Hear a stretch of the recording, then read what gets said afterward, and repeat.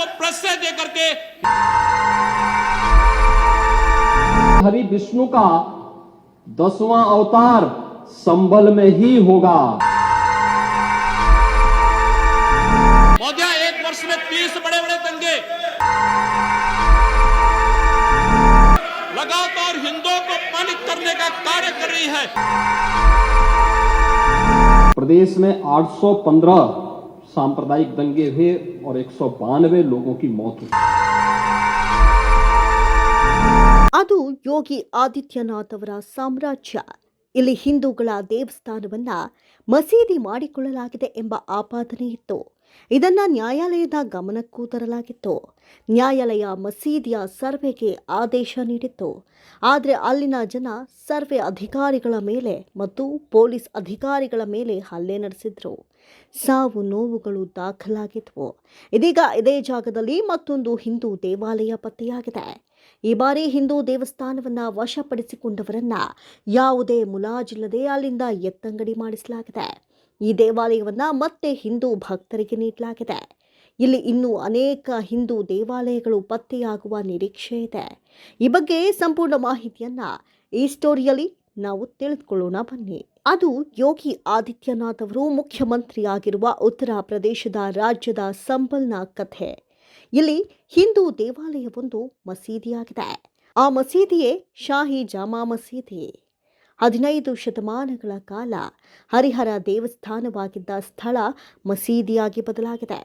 ಮೊಘಲ್ ಸುಲ್ತಾನ್ ಬಾಬರ್ 1529ರಲ್ಲಿ ಹರಿಹರ ದೇವಾಲಯವನ್ನು ಕೆಡವಿ ಇಲ್ಲಿ ಮಸೀದಿಯನ್ನ ನಿರ್ಮಿಸಿದ್ದ.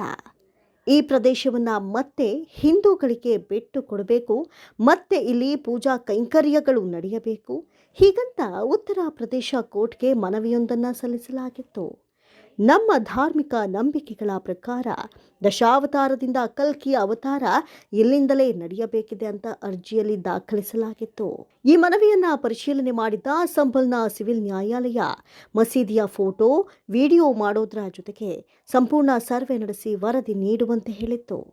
ನವೆಂಬರ್ 24ರಂದು ಮಸೀದಿಯ ಒಳಭಾಗದಲ್ಲಿ ಸಮೀಕ್ಷೆ ನಡೆಯುತ್ತಿದ್ದಾಗ ಹೊರಗಡೆ ರಸ್ತೆಗಳಲ್ಲಿ ಭಾರೀ ಸಂಖ್ಯೆಯಲ್ಲಿ ಜನ ಜಮಾಯಿಸಿದ್ರು. ಸರ್ವೆ ಮಾಡಲು ಹೋದ ಅಧಿಕಾರಿಗಳ ಮೇಲೆ ಕಲ್ಲು ತೂರಾಟ ನಡೆದಿತ್ತು. ಸರ್ವೆ ಅಧಿಕಾರಿಗಳ ಮೇಲೆ ಹಲ್ಲೆಯೂ ನಡೆದಿತ್ತು. ವಾಹನಗಳಿಗೆ ಬೆಂಕಿ ಹಚ್ಚಲಾಯಿತು. ಪೊಲೀಸ್ ಅಧಿಕಾರಿಗಳಿಗೆ ಗಂಭೀರ ಸ್ವರೂಪದ ಗಾಯಗಳಾಗಿದ್ವು. ಈ ಹಿಂಸಾಚಾರದಲ್ಲಿ ಸುಮಾರು 5 ಜನ ಬಲಿಯಾಗಿದ್ರು ಅಂತ ವರದಿಯಾಗಿತ್ತು. ಸಮೀಕ್ಷೆಯಿಂದ ನಮಾಜಿಗೆ ಯಾವುದೇ ಅಡಚಣೆಯಾಗದಂತೆ ಬೆಳಗ್ಗೆ ಪ್ರಾರ್ಥನೆ ಮುಗಿಸಿದ ನಂತರ 7:30ರ ಸಮಯವನ್ನು ಅಧಿಕಾರಿಗಳು ಆಯ್ಕೆ ಮಾಡಿಕೊಂಡಿದ್ರು. ಆದರೂ ಕೂಡ ಸಮೀಕ್ಷೆ ವೇಳೆ ಕಿಡಿಗೇಡಿಗಳು ಗಲಾಟೆಯನ್ನು ನಡೆಸಿದ್ರು. ಘಟನೆ ಸಂಬಂಧ 2 ಮಹಿಳೆಯರು ಸೇರಿ 10ಕ್ಕೂ ಹೆಚ್ಚು ಜನರನ್ನು ವಶಕ್ಕೆ ಪಡೆದುಕೊಳ್ಳಲಾಗಿತ್ತು.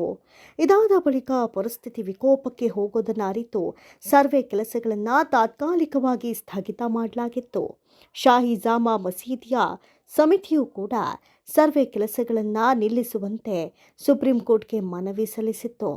ನ್ಯಾಯಾಲಯ ಮುಂದಿನ ವಿಚಾರಣೆಯನ್ನು 2025ರ ಜನವರಿ 6ಕ್ಕೆ ಮುಂದೂಡಿತ್ತು ಮತ್ತು ಈಗಾಗಲೇ ನಡೆದಿರುವ ಸರ್ವೆ ವರದಿಯನ್ನು ಮುಚ್ಚಿದ ಲಕೋಟೆಯಲ್ಲಿ ಸಲ್ಲಿಸುವಂತೆ ಸೂಚಿಸಿತ್ತು. ಇದೆಲ್ಲದರ ನಡುವೆ ಉತ್ತರ ಪ್ರದೇಶದ ಸಂಭಾಲ್ನ ಖಗ್ಗು ಸರೈ ಪ್ರದೇಶದಲ್ಲಿ ಮತ್ತೊಂದು ಹಿಂದೂ ದೇವಾಲಯ ಪತ್ತೆಯಾಗಿದೆ.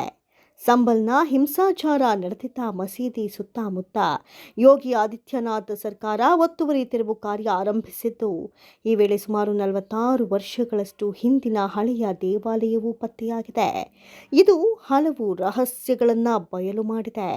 1978ರಿಂದ ಮುಚ್ಚಲಾಗಿದ್ದ ಶಿವನ ದೇವಾಲಯವನ್ನು ಮತ್ತೆ ತೆರೆಯಲಾಗಿದೆ.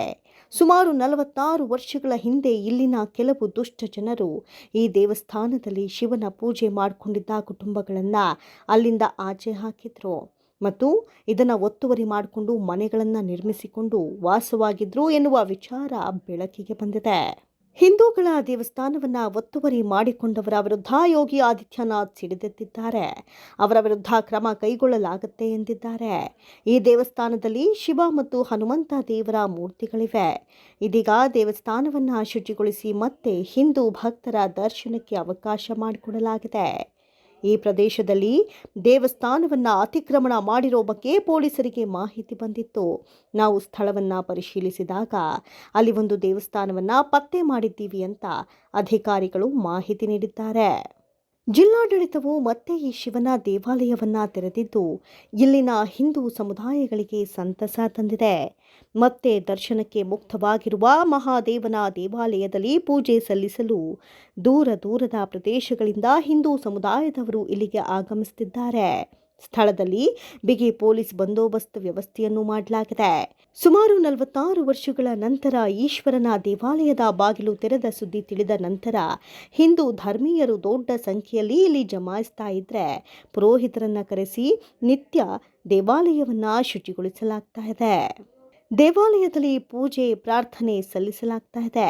ಯಾವುದೇ ರೀತಿಯ ಗಲಭೆ ಘರ್ಷಣೆಯಾಗದಂತೆ ದೇವಾಲಯದ ಭದ್ರತೆಗಾಗಿ ಆವರಣದಲ್ಲಿ ಸಿಸಿಟಿವಿ ಕ್ಯಾಮೆರಾಗಳನ್ನು ಸಹ ಅಳವಡಿಸಲಾಗಿದೆ. ಅಷ್ಟೇ ಅಲ್ಲದೆ ಶಿವನ ದೇವಸ್ಥಾನದ ಹತ್ತಿರ ಒಂದು ಬಾವಿ ಕೂಡ ಪತ್ತೆಯಾಗಿದೆ. ಬಾವಿಯ ಮೇಲೆ ಅಕ್ರಮವಾಗಿ ನಿರ್ಮಿಸಲಾಗಿರುವಂತಹ ಕಟ್ಟಡವನ್ನು ತೆರವುಗೊಳಿಸಲಾಗಿದೆ. ದೇವಸ್ಥಾನದ ನಿರ್ವಹಣೆ ಮಾಡುವವರಿಗೆ ಬಾವಿಯನ್ನು ಹಸ್ತಾಂತರಿಸಲಾಗುತ್ತೆ ಅಂತ ಅಧಿಕಾರಿಗಳು ಮಾಹಿತಿ ನೀಡಿದ್ದಾರೆ. ಈ ಪ್ರದೇಶದಲ್ಲಿ ಇನ್ನೂ ಹಲವು ದೇವಾಲಯಗಳು ಇದೇ ರೀತಿ ಪತ್ತೆಯಾಗುವ ನಿರೀಕ್ಷೆಯೂ ಇದೆ. P. Kumar, special report, Prajamarga news.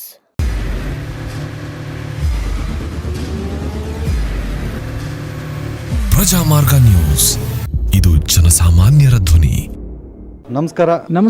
ನೀವು ನೋಡ್ತಾ ಇದ್ದೀರಾ ಪ್ರಜಾಮಾರ್ಗ ನ್ಯೂಸ್. ರಾಷ್ಟ್ರದ ರಾಜ್ಯದ ರಾಜಕೀಯದ ಬಗ್ಗೆ ಹೆಚ್ಚಿನ ಸಿನಿಮಾ ಅಪ್ಡೇಟ್ಗಳಿಗಾಗಿ ಫಸ್ಟ್ ಲೈಕ್ ಮಾಡಿ, ಸಬ್ಸ್ಕ್ರೈಬ್ ಆಗಿ, ಹಾಗೆ ಫಾಲೋ ಕೂಡ ಮಾಡಬೇಕು.